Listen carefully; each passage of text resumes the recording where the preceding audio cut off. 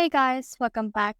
In this video, I'm going to show you how to change Wix blog post heading of font. So let's get started. In order to do that, you just need to head over to your Wix website editor and then head over to the specific post on the blog that you want to change the heading. So I have the heading here of lunchtime. So if I want to change the specific font for that, I just need to click on the settings right here. And then from the settings, I should be able to see in here the design. Under design, I should be able to see the text color.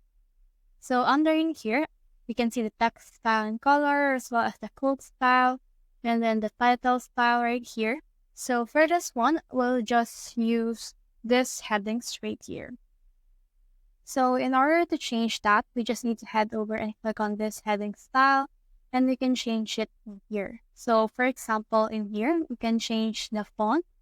So we have the Palatino right now. You can change it into Poppins Black. It doesn't depend on what you want to change it into.